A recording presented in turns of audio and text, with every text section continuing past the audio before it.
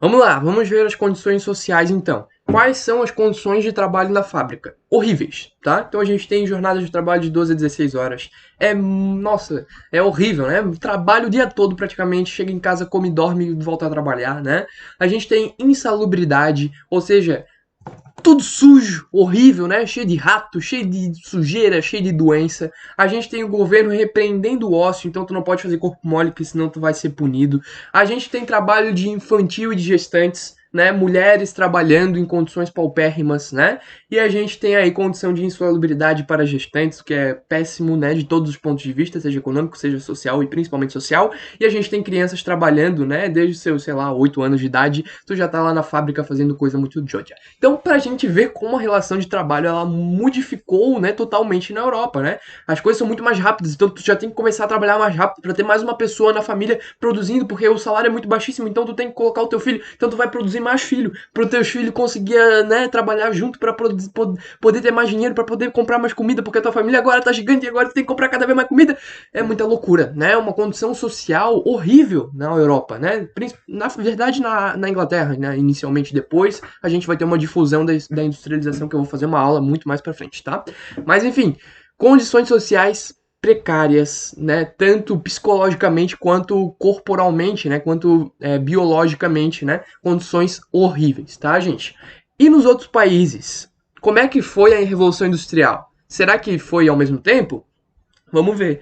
Portugal e Espanha não conseguiram, né, fazer uma acumulação produtiva de capitais. Ou seja, não tinham as condições necessárias para evoluir a sua indústria. Porque é óbvio que a indústria ela precisa de investimento também, né? Não é chegar do nada e pronto, tem ali uma fábrica. Não é assim, né? A gente precisa comprar o material, né? Claro que os burgueses é que vão fazer esse trabalho, né, de fazer as indústrias e tudo mais. Mas não é assim, né? Porque o burguês ele também precisa ser muito rico, e, né? E se ele for fazer também uma indústria, talvez tenha coisa mais lucrativa para ele fazer, né? Talvez ele vá para a Inglaterra para fazer comércio lá, talvez lá seja melhor para ele, né? Então, será que ele vai escolher Portugal e Espanha, né? Que não tem um ambiente muito amigável, né? Muito chamativo para investimento externo? Então, Portugal e Espanha não vão seguir a acumulação produtiva de capital, e isso vai acontecer na França também, tá? A França ela tinha uma peculiaridade que a gente vai falar depois, mas Portugal, Espanha e França principalmente possuíam uma aristocracia parasitária. O que isso quer dizer? A gente vai ter uma sociedade aristocrática de privilégios, ou seja, a gente vai ter o primeiro e o segundo estado, principalmente na França, tá? Que é clero, nobres, tá? E o rei gastando muito, a família real gastando muito com coisas tolas, né? Com palácio, com joias, né? Perfume. Pra quê, né? Pra que isso? E a gente vai ter então essa aristocracia parasitária que não paga impostos e muito pelo contrário, recebe benefícios do rei, né? Recebe benefícios próprios, recebe privilégios então que todo o terceiro estado, né? Ou seja, a própria burguesia e os pobres, né? Os plebeus e os camponeses e os trabalhadores industriais eles têm que pagar. Na verdade, trabalhador industrial ainda não, né? Porque na França, Portugal e Espanha ainda não tem muita fábrica, beleza? Isso aconteceu principalmente na Inglaterra.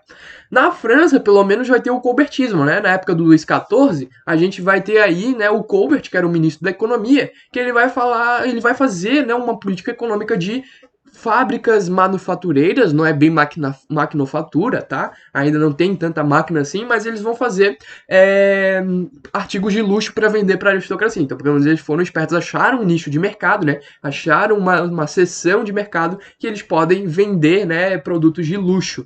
E isso facilitou um pouquinho para a França para depois ela vir, né, como uma potência, mas só depois, beleza?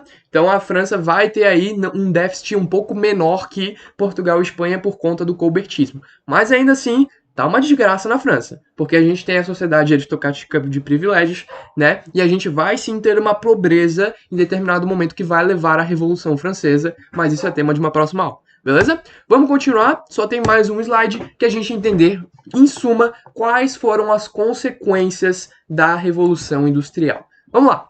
Primeiramente, crescimento demográfico. A gente viu anteriormente, né, o porquê. A revolução industrial no campo, né, a revolução agrícola, ela permite uma maior produtividade. Mais comida. Se a gente tem mais comida, a gente vai ter menos fome. Se a gente tem menos fome, a gente tem menos pessoas morrendo. Ou seja, a taxa de mortalidade diminui. Se a taxa de mortalidade diminui, a gente vai ter um crescimento vegetativo alto. Por quê? Porque o crescimento vegetativo é o paralelo, taxa de natalidade, taxa de mortalidade. Menos pessoas morrendo, aumenta a população. Faz sentido, não faz? Isso é coisa de geografia. Mas enfim, eu trouxe pra cá pra gente entender o contexto, né? A gente vai ter, além da redução de taxa de mortalidade por fome, a gente vai ter uma redução ainda maior por taxa de mortalidade quando a gente melhora as condições de higiene. Beleza, galera? Então a gente vai ter uma caça aos ratos, a gente vai ter, né, o Stuart Little, o Mickey, go! E aí pega o Mickey e joga longe, né? Porque o Mickey não é mais desejado na Europa, tá? Ali na Inglaterra. O que que tá acontecendo? A gente tem descobertas, né, de biologia, descobertas científicas, descobertas de higiene, e a gente vai, então, reduzir a taxa de mortalidade por causa disso. Beleza, galera?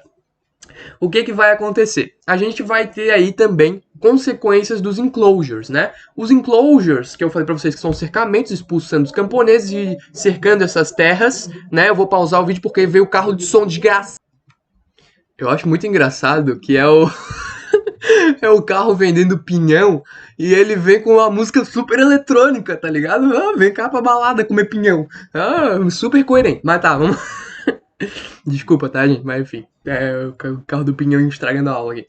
Consequências dos enclosures. O que os enclosures vão fazer? Primeiramente, entender o que é enclosure, né? Tu vê a segunda aula, tu entende o que é enclosure, tá? Enclosure é tu cercar as terras, né? Expulsar os camponeses e vender essas terras para os burgueses. O que vai acontecer?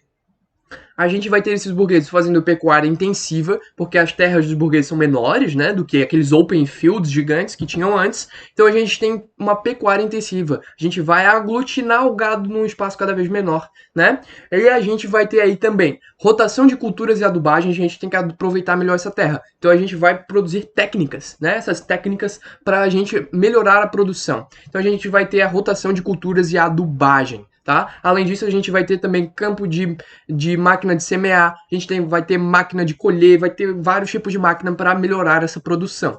E a gente vai ter também um excedente de mão de obra, né? Por conta do êxodo rural, que gera então uma urbanização, mais pessoas na cidade, só que aí a gente vai ter um exército, né, de mão de obra de reserva, né? Então essa mão de obra de reserva vinda do campo, que agora está meio deslocada. Beleza? O que vai acontecer? A gente vai ter outra consequência, que é a consequência de os proprietários dos campos enriquecerem, né? Porque a gente tem uma maior produção de comida, né? E a gente vai ter aí esses proprietários, que agora são burgueses, né? A gentry da Inglaterra, que vai enriquecer muito.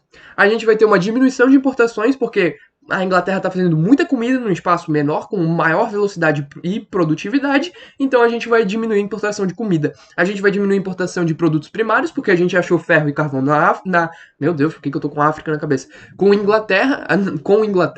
A gente. Volta.